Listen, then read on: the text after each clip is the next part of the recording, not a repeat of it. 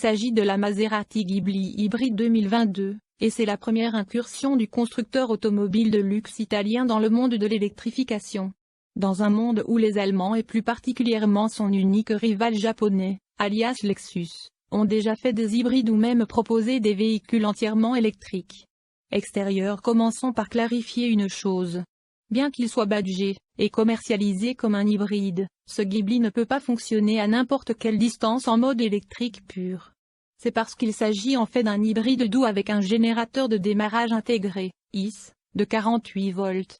Néanmoins, le moyen le plus simple de repérer un Ghibli hybride est à travers les différents reflets bleus entourant son magnifique extérieur.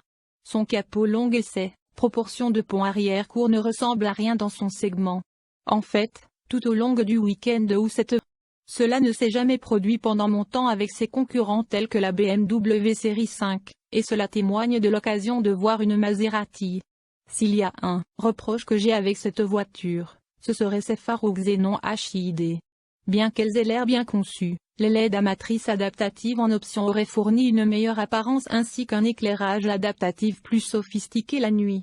En dehors de cela, il est indéniable que la Maserati Ghibli hybride est une machine si magnifique, et c'est probablement une raison suffisante pour que beaucoup en achètent une au lieu de votre BMW ou Mercedes habituelle. Intérieur. S'il y a un domaine dans lequel la Maserati Ghibli 2022 est en deçà par rapport à la concurrence, ce serait dans son intérieur.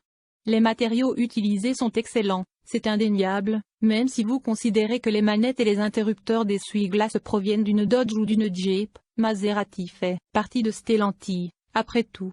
Même le cuir utilisé est doux et très souple, et cela se retrouve sur le tableau de bord et les portes. Là où il est en retard sur ses rivaux, c'est en termes de modernité. Alors que les Allemands et les Japonaises vous impressionnent avec leurs écrans géants et leur technologie flashy, l'intérieur de la Maserati Ghibli est plus simple, pour le meilleur ou pour le pire.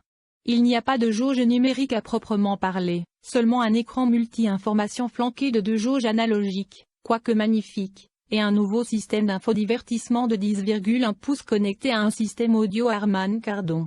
La qualité de construction n'est pas aussi solide ou aussi bien vissée que ses rivaux allemands, mais s'il y a une chose que le Ghibli a, ce serait le caractère.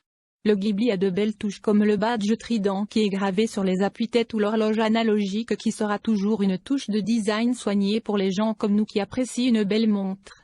Fonctionnalité et infodivertissement.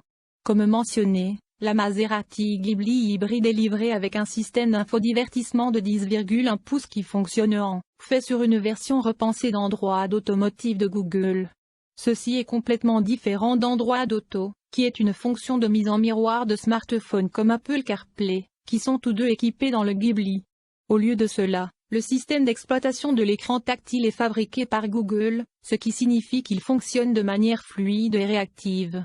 Ce n'est pas aussi complet que l'iDrive de BMW ou le MBU de Mercedes-Benz, mais c'est quand même un système d'infodivertissement très agréable à utiliser.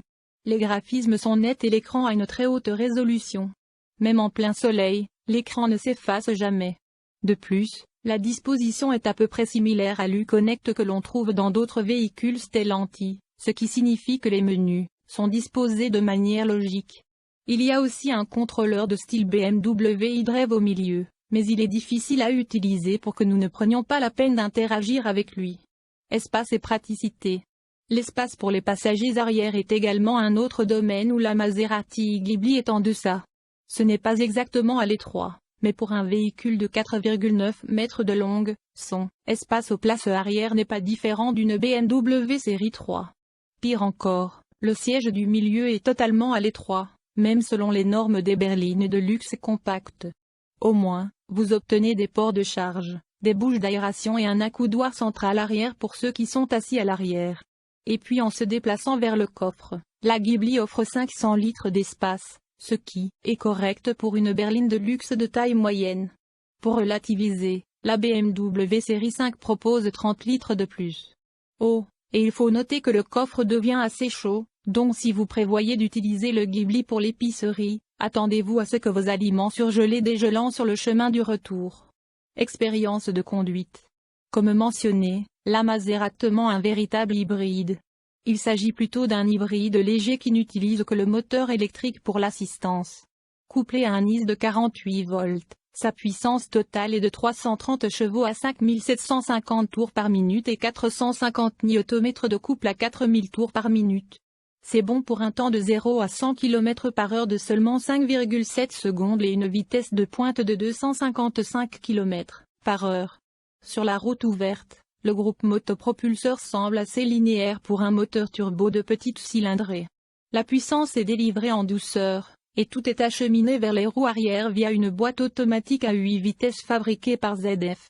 Si vous avez lu toutes mes critiques de voitures équipées de cette transmission, dont la plupart sont des BMW, vous savez à quel point j'aime cette boîte de vitesses, et dans la Ghibli, c'est probablement le même cas. Le moteur et la transmission forment une combinaison parfaite, la boîte de vitesses rétrogradant au rapport souhaité. Malheureusement, les palettes de changement de vitesse sont une option supplémentaire, ce qui aurait fait des merveilles pour l'expérience de conduite de la voiture. Pour un moteur 4 cylindres, turbo, le groupe motopropulseur hybride doux de la Ghibli sonne bien, du moins de l'extérieur. L'échappement émet un joli grondement, surtout lors du passage à la vitesse supérieure, mais de l'intérieur, le Ghibli sonne comme n'importe quel turbo à 4 cylindres. Quant au reste de l'expérience de conduite, la Maserati Ghibli Hybrid 2022 est à la hauteur de son badge Trident. La suspension à réglage sport maintient la carrosserie à plat dans les virages. Bien que la conduite qui en résulte soit ferme, elle n'est jamais considérée comme dure. La direction est également précise et réactive, mais j'ai étonnamment constaté qu'en termes de sensation de la route, la BMW série 5 semble en fait plus cohérente. Si vous pensiez que le Ghibli se sentirait plus sportif que le BMW, alors je suis tout aussi surpris que vous. En réalité, les deux voitures sont à peu près au coude à coude dans le domaine de la sportivité. Le raffinement est également très bon, les bruits de la route et du vent étant réduits au minimum. Les 4 portes sont équipées d'un verre acoustique à double couche et, avec l'isolation phonique épaisse, la Ghibli reste sereine tout au long du voyage. Cependant, s'il y a une chose qui pourrait vous décevoir, ce serait son économie de carburant. Si vous avez vu cela uniquement comme une berline de luxe électrifiée, alors une consommation de carburant de 8,6 km/h n'est vraiment pas de quoi se vanter.